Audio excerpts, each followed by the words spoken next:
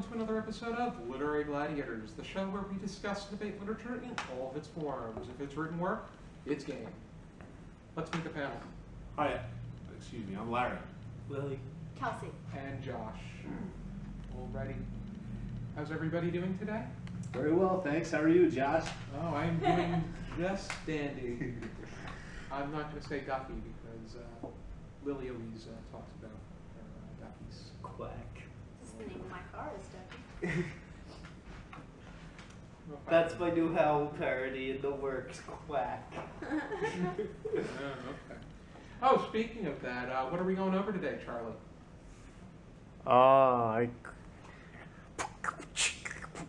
Okay, anyway, we're going over today we're going over Beats literature. Oh, okay, then that was an appropriate opening. Dig it, My man. favorite. All right. So, first question. Are we ready? No wonder I'm a quack. Do you believe that the Beats generation was significant to literature? Why or why not? Absolutely. It was. Yeah. Because I don't know what Kelsey would do otherwise. But Beats literature began to take form following World War II, which was transitioning into the era of Cold War. And at that period of time, people were beginning to rebel against the status quo, primarily those that had a bit of quirkers of their own. They may have been deemed as misfits by the drug users, in some cases, the homosexuals. And rock and roll played a big part. Yes. Rock and Just roll. the rebels in general, Oh, yeah. people who had. Jazz too. Yeah, Ginsberg was highly inspired by jazz. Everybody was. He was a jazzy guy. I believe also the Hells Angels came into being right around that time, right after World War II.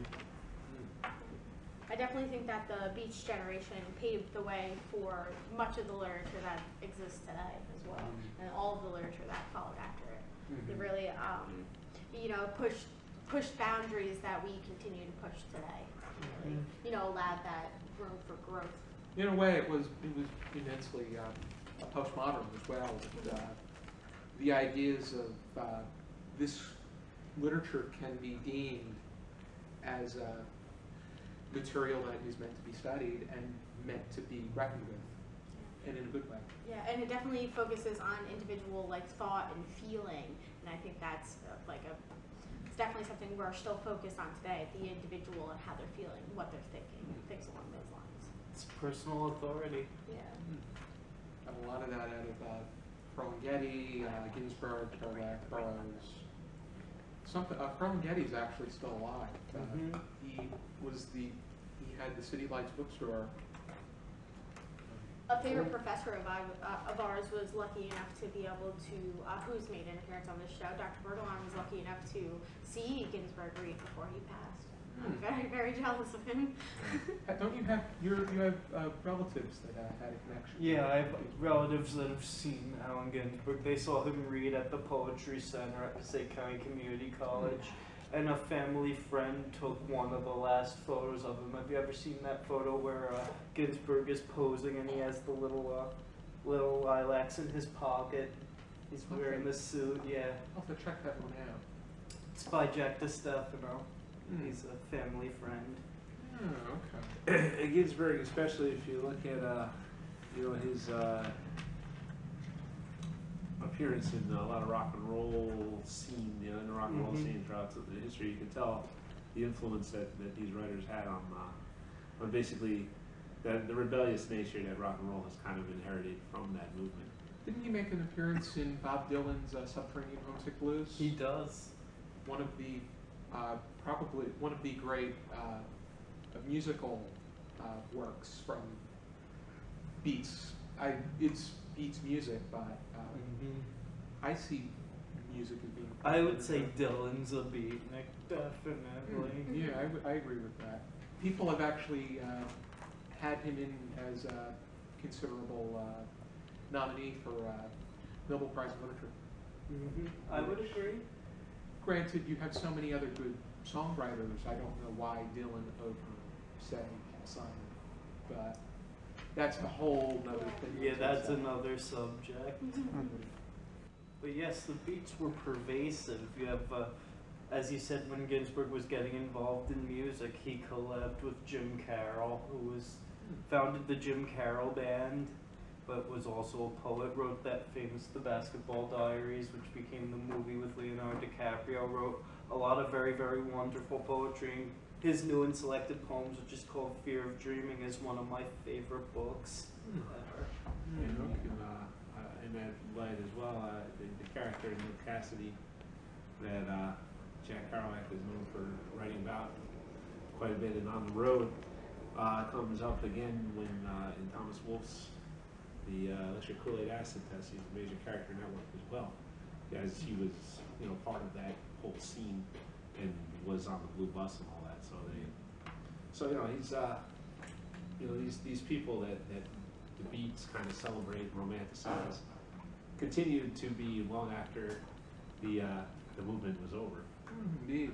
I think And into the next one, I mean, you can see the influence of Jack Kerouac as a writer, writing non-fictional accounts of, or semi-fictional accounts of his adventures, and you can see that, going on to the next generation with Hunter Thompson and Thomas Wolfe as well.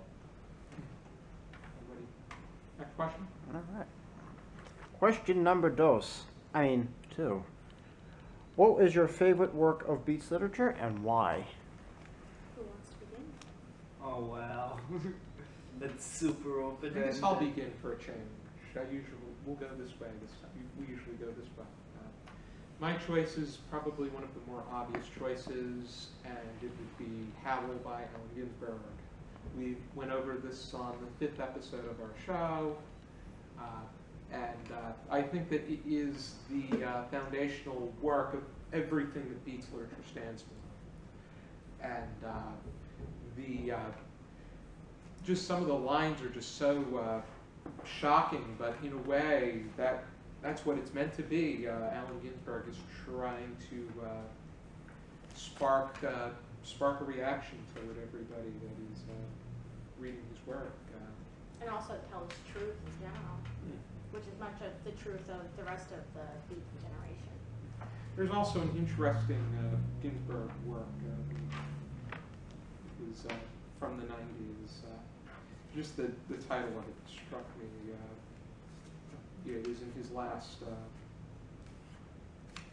I'm not gonna say this for favorite, but 90s Ginsberg, I always think of Graphic Winces, which is his poem about all those moments that just make you go, like he's biting into a sandwich and he realizes there's a roach in it, or he's walking down the stairs and steps on his cat's tail. It's like, yeah. Oh, this other Ginsberg. Newt Gingrich declares war on McGovernick counterculture. The fact that it was this attack on the political agenda to go after everything that was created during just about his active life. But going back to Powell, I know that Lily has had a lot to say about that. But I just think it's so forward that it really, I think in order to get a sense of Beats literature, you have to go back to Howell. Well, that book that poem was one of the first to really flip the script about homosexual representation. The basic reality of homosexual joy is right there in that line, because we all know which one I'm talking about, but you can say it. Okay. Who let themselves be fucked in the ass and screamed with joy. Because the expectation would be the homophobic, 50s Eisenhower world would expect pain, expect them to be like, ugh, why? But it's like, nah, let's acknowledge the basic reality of homosexual joy. Which is why it was challenged so heavily. And there are references to Hart Crane, who his poem The Bridge is very structurally comparable to Howl, and everybody in when Crane was really working, complained that his work was impenetrable and difficult, but that's only for people who were refusing to read the obvious statement that he was a homosexual, and that was informing what he was describing and how he went about describing it. Yeah, I would say that is. Okay, so I chose another work by Allen Ginsberg. I chose his poem America, and going back to what we were saying. We went over, that's one of the first ones Dr. Bordelon showed us. And going back to what we were saying about how, you know, about how the Beat generation is still relevant today because it paved the way for us and things of that sort. I believe that this poem really exemplifies that very well, because, you know, you read America by Allen Ginsberg and all of these thoughts, if you change some of the references to modern references, it still applies very heavily today. I've given you all and now I'm nothing. Yeah. What a And way. also, it's one of my all-time favorite poems by him, because one of my favorite bands actually has an entire album that references just that poem very heavily.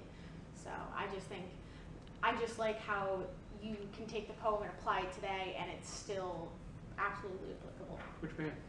The Wonder Years. Oh, okay. Definitely, I'll have to look into that and Yeah. see the. But instead of America, it's Suburbia. So it's okay. really good. But that's my choice. Lily?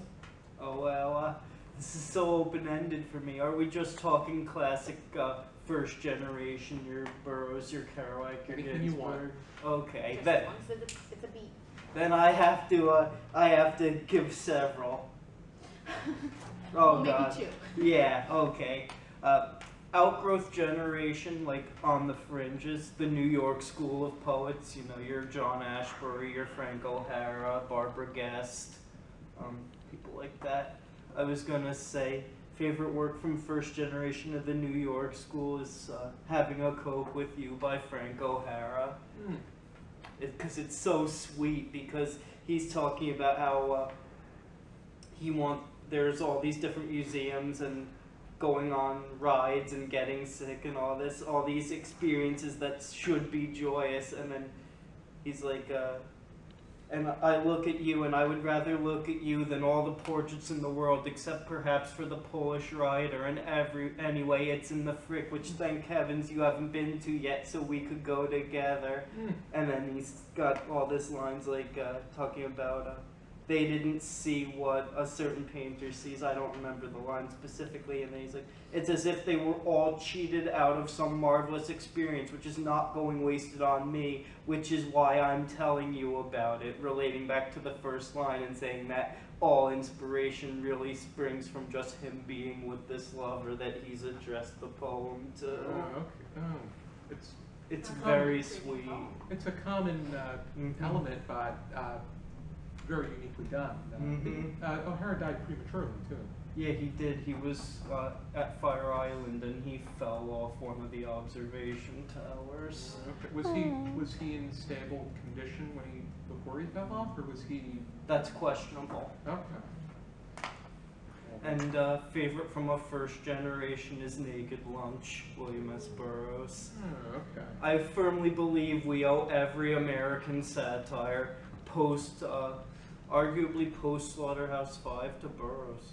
Or was Slaughterhouse 5 later? I want to say Naked Lunch was first. Yeah, because Naked Lunch through Olympia Press was 1955, so I'm even going to recant my qualification of the statement and say we owe every massive American satire to Burroughs, because he was the first. He laid the groundwork for where we get people like Richard Brautigan with his Trout Fishing in America, which is another of my favorite later beat works. But I can talk forever. Larry, bail us out. I'm not as schooled as you guys are in the beats, but I've read a lot of Jack Kerouac, so I'm going to pick my favorite of his, which is the Dharma Bombs. Yeah, which is written about his experience in Berkeley, California, around the time that Howell was originally read. In fact, that takes place in the book that he writes about the first reading of Howl. At the Sixth Gallery, right? Yeah, Yeah. and it's also a book that is primarily about his relationship with Gary Snyder, who is a noted poet of Buddhist thought, and he's an American Buddhist. Jack Kerouac for a while was an American Buddhist, and that is a major part of the work, and it made me really explore Eastern religions and Buddhism as a result of reading it, and opened my mind to different ways of seeing the world. So that's why I would credit that book as being my favorite.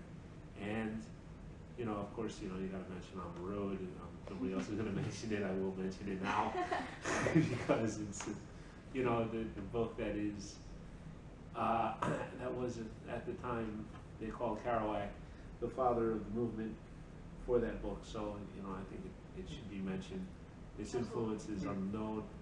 Kerouac writes later in Big Sur about how once that book was published, he could no longer live the same because the celebrity it thrust upon him. How many people it reached, how many people it touched, and really gave a sense of connection to people who felt alienated and sought him out, as many people have sought out authors since then. What Kerouac did with On the Road, Ginsberg did with Howl in moving the Beats movement forward in both poetry and prose. I would say that is most certainly true. And the point you made earlier, it's interesting how Buddhism played a heavy inspiration in this particular movement, and how it was brought over from the East to America. I think Hermann Hesse is also credited for bringing Eastern culture to the West, but he's most certainly not an American Beats figure. Although Steppenwolf is a great book about feeling alienated. I'm definitely going to check that one out. And funny enough, that inspired the 60s band. Yeah, the band. Born to be Wild and Magic Carpet. Born to be wild. I can't sing, but I can drum. Right. Anybody have any final thoughts? Closing remarks. Okay.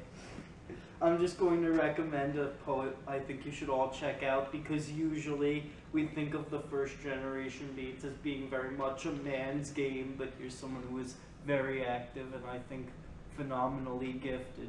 Has anyone ever read Diane de Prima? We will after this, I'm sure. Yes.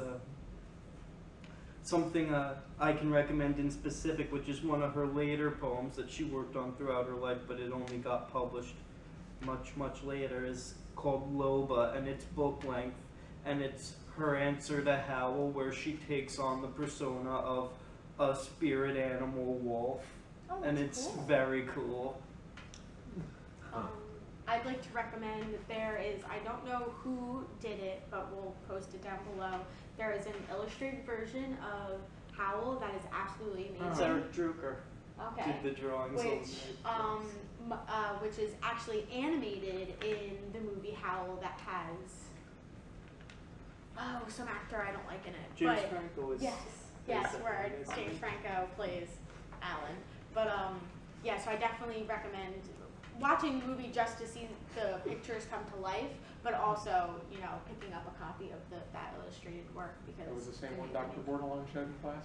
Yeah. Yeah, that's it's what really inspired amazing. you? Yes. Okay, I Yeah. was thinking that would be... The original sketches that make up Drucker's illuminated poems used to be on display at MoMA. I don't know if they still are. Well, I should be going there tomorrow, so I'll have to check that out. Let me know. Guess it's my turn to recommend something. How about this man? I Collected have it. Poems of Allen Ginsberg, 1947 to 1997. I showed this in the 5th episode of our series, and Kelsea mentioned it and showed it to us in her this book tag. It doesn't matter that it is almost 1,200 pages. You should definitely check it out. You should buy it. So, you know anything? Just read them. They're awesome. Right? Also, there's a documentary that they did a few years ago. I can't remember the name of it, but it's got a lot of narration from famous actors, modern actors in it. So that's a good little taste of it too. If you haven't really gotten into the beats much, I'll find the link and make sure Josh has it for the. Already, that sounds good. If we're doing documentary film, there's the Press Grove Press, which was the first in America to publish an edition of Naked Lunch. There's a documentary called Obscene, which deals with the battle to keep the press running against censorship trials that you should check out. Okay. Yeah, we'll definitely leave that as well.